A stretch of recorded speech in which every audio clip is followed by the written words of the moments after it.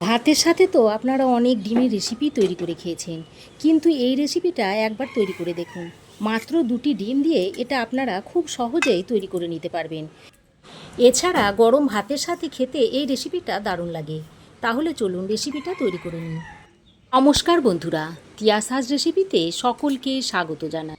আজ আমি আপনাদের বানিয়ে দেখাচ্ছি সেদ্ধ আলু দিয়ে দুর্দান্ত স্বাদের একটা ডিমের রেসিপি। রেসিপিটা বানানোর জন্য 2টো ডিম নিয়েছি। এবার এই ডিম দুটোকে একটা বড় বোলের মধ্যে ভেঙে নিচ্ছি।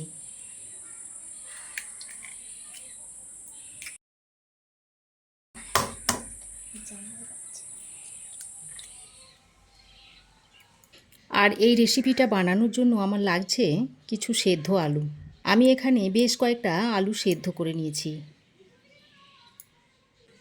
এবার আমি এই আলুগুলোকে এভাবে একটু হাতের সাহায্যে এরকম আধ ভাঙা করে নিচ্ছি। মিহি করে ভাঙলে হবে না, এইভাবে একটু আধ ভাঙা করে নিতে হবে।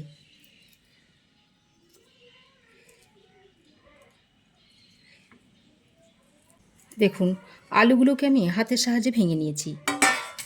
এবার আমি ভেঙে নেওয়া ডিমের পাত্রটা নিয়ে আমি এই ডিমের মধ্যে দিয়ে দিচ্ছি 2টো কুচনো পেঁয়াজ। 2টো মিডিয়াম সাইজের পেঁয়াজ আমি কুচিয়ে নিয়েছি মিহি করে। আর আমি এর মধ্যে দিয়ে দিচ্ছি 2টো কুচিয়ে নেওয়া কাঁচা লঙ্কা। দিয়ে দিচ্ছি স্বাদ মতো নুন। দিচ্ছি অল্প একটু গোলমরিচের গুঁড়ো। অল্প দিয়ে দিচ্ছি একটু জিরে গুঁড়ো। দিয়ে দিচ্ছি হাফ চামচ মতো কাশ্মীরি লঙ্কার গুঁড়ো। এবার এর মধ্যে দিয়ে দিচ্ছি চা চামচে 2 চামচ মতো বেসন। একটা ডিমের জন্য আমি 1 চামচ করে বেসন নিয়ে নিচ্ছি। এখন আমি সব কিছুকে একসঙ্গে ভালো করে মিশিয়ে নিচ্ছি। বন্ধুরা, আমার এই আজকের রেসিপি যদি আপনাদের ভালো লাগে তো অবশ্যই একটা লাইক দেবেন। আপনাদের একটা লাইক আমার পরবর্তী ভিডিও বানানোর অনুপ্রেরণা যোগায়। দেখুন, সব কিছু আমি ভালো করে মিশিয়ে নিয়েছি। আর মিশ্রণটা দেখুন ঠিক এরকম হয়েছে।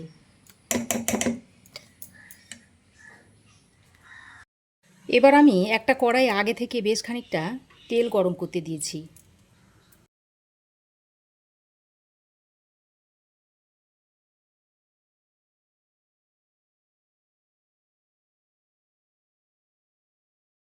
আমি চামচের সাহায্যে ছাড়ছি, আপনারা এটা হাতের সাহায্যেও ছাড়তে পারেন। আর এই তেলটা আমি সাদা তেল নিয়েছি। আপনারা চাইলে এটা সর্ষের তেলেও ভেজে নিতে পারেন। দেখুন, বেশ কয়েকটা বড়া আমি তেলের মধ্যে ছেড়ে দিয়েছি। সঙ্গে সঙ্গে নাড়াচাড়া না করে কিছুক্ষণ পর তবে আমি এগুলোকে একটু উল্টে পাল্টে দিচ্ছি।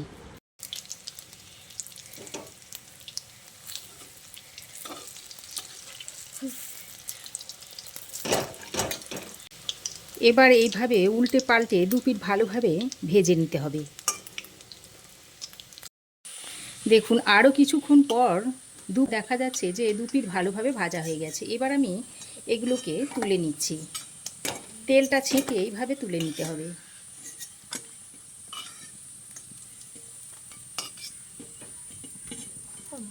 একইভাবে বাকি বড়াগুলোকেও আমি ভেজে নেব।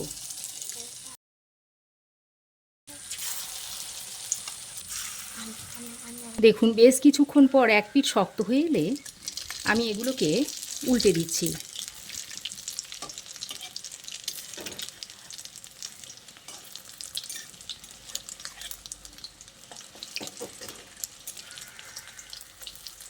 দেখুন, এইভাবে একটু ছাড়িয়ে দিচ্ছি, দিয়ে এরকম উল্টে নিচ্ছি।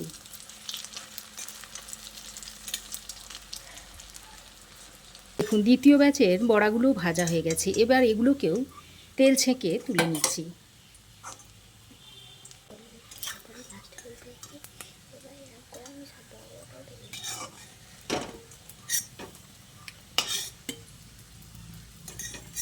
এইভাবে সব বড়াগুলোকেই ভেজে নিতে হবে। সব বড়াগুলো ভেজে নিয়েছি। আপনারা এগুলো শুধু মুখেও খেতে পারেন কিংবা চা দিয়েও খেতে পারেন। বড়া ভেজে তুলে নেওয়ার পর কড়াইয়ে যেটুকু তেল আছে ওই তেলের মধ্যে আমি দিয়ে দিচ্ছি 1 চামচ মতো কালো জিরে। দিয়ে দিচ্ছি 2টো শুকনো লঙ্কা। এবার ফোড়নটাকে কিছুক্ষণ ভেজে নিতে হবে। ফোড়ন কিছুক্ষণ ভেজে নিয়ে এবার এর মধ্যে একটা বড় সাইজের কুচনো পেঁয়াজ দিয়ে দিচ্ছি। পেঁয়াজটা দিয়ে ফোড়নের সঙ্গে কিছুক্ষণ ভেজে নেব। দেখুন 2-3 মিনিট মতো সময় ধরে পেঁয়াজটাকে আমি ভেজে নিয়েছি। আর এই পেঁয়াজের মধ্যে এরকম সোনালি কালার এসে গেলে এবার আমি এর মধ্যে দিয়ে দিচ্ছি 1 চামচ আদা বাটা আর দিয়ে দিচ্ছি 1 চামচ রসুন বাটা। আদা ও রসুনটা দিয়ে পেঁয়াজের সঙ্গে বেশ খানিকক্ষণ সময় ধরে ভেজে নিতে হবে। যতক্ষণ না আদা আর রসুনের কাঁচা গন্ধটা চলে না যাচ্ছে ততক্ষণ এইভাবে একটু কষিয়ে নেব। আর এই সময় গ্যাসের ফ্লেমটাকে লো টু মিডিয়ামে করে আদা ও রসুনটাকে কষিয়ে নিতে হবে, তা না হলে আদা রসুনটা পুড়ে যেতে পারে। দেখুন বেশ খানিকক্ষণ সময় ধরে আদা ও রসুনটাকে ভালো করে কষিয়ে নিয়েছি আর আদা ও রসুন থেকে কাঁচা গন্ধটা চলে গেছে। এবার এই পর্যায়ে একটা মিডিয়াম সাইজের কুচনো টমেটো দিয়ে দিচ্ছি। এবার আমি এর মধ্যে স্বাদ মতো নুনটা দিয়ে দিচ্ছি। টমেটো দেওয়ার পর যদি নুনটা দেওয়া হয় তাহলে টমেটোটা খুব তাড়াতাড়ি নরম হয়ে আসে। নুনটা দিয়ে 2-1 বার নাড়াচাড়া করে নিয়ে দিয়ে দিচ্ছি 1/2 চামচ হলুদ গুঁড়ো, 1/2 চামচ দিয়ে দিচ্ছি জিরে গুঁড়ো আর 1/2 চামচ দিয়ে দিচ্ছি ধনে গুঁড়ো। অল্প সামান্য একটু ঝাল লঙ্কার গুঁড়ো দিয়ে দিচ্ছি। আর সুন্দর যাতে কালার আসে সেই জন্য দিয়ে দিচ্ছি 1/2 চামচ মতো কাশ্মীরি লঙ্কার গুঁড়ো। এবার আমি এর মধ্যে অল্প একটু জল দিয়ে মশলাটাকে খুব ভালো করে কষিয়ে নেব। আর মশলা যত ভালোভাবে কষাবেন তরকারির স্বাদ কিন্তু ততই বাড়বে। যদি মশলাটা শুকিয়ে আসে তাহলে আরও অল্প অল্প জল দেব আর এইভাবে কষাতে থাকব।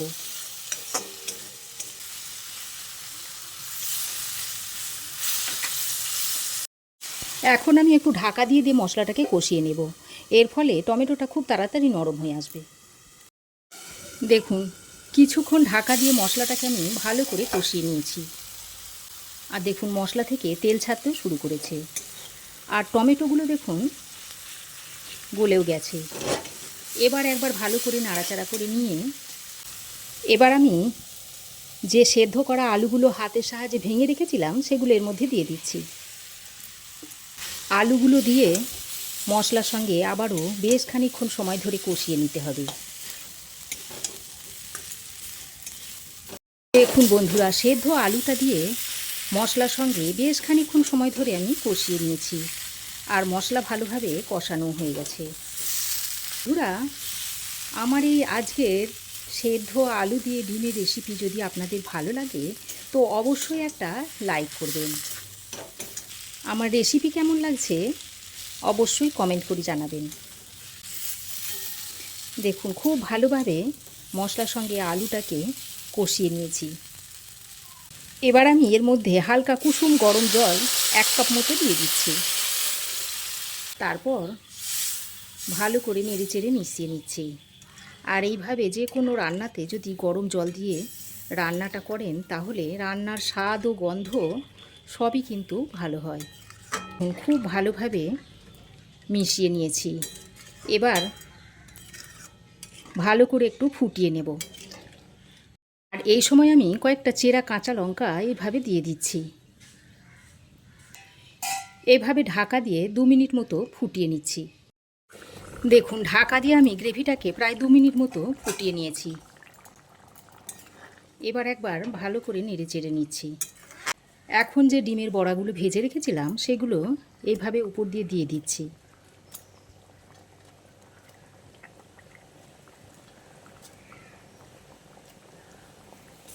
তো বন্ধুরা এইভাবে একবার আপনারা বানিয়ে খেয়ে দেখবেন, খেতে দুর্দান্ত লাগে। এটা শুধু ভাত দিয়েই নয়, আপনারা রুটি পরোটার সঙ্গে এটা অনায়াসে খেতে পারেন।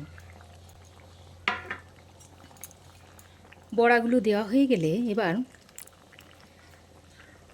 একবার হালকা হাতে এইভাবে গ্রেভির সঙ্গে নেড়ে চেড়ে দিচ্ছি। কিছু কারি পাতা নিয়েছি, এবার উপর দিয়ে এইভাবে ছড়িয়ে দিচ্ছি। এবার আমি আরও একবার ঢাকা দিয়ে 2-3 মিনিট মতো ফুটিয়ে তরকারিটা নামিয়ে নেব। দেখুন আরও 2 মিনিট ঢাকা দিয়ে আমি রান্না করে নিয়েছি। আর দেখুন তারপর গ্যাসের ফ্লেম বন্ধ করে এবার আমি তরকারিটাকে সার্ভ করে দিচ্ছি। দেখুন কি দুর্দান্ত দেখতে হয়েছে। দেখুন তরকারিটা, ডিমের এই রেসিপিটা এখন আমি একটা প্লেটের মধ্যে সার্ভ করে আপনাদের দেখাচ্ছি। তো আমার এই আজকের সেদ্ধ আলু দিয়ে ডিমের দুর্দান্ত স্বাদের রেসিপি কেমন লাগলো অবশ্যই একটা কমেন্ট করে জানাবেন। আশা করছি রেসিপিটা আপনাদের খুবই ভালো লেগেছে। ভালো লাগলে একটা লাইক ও শেয়ার করবেন।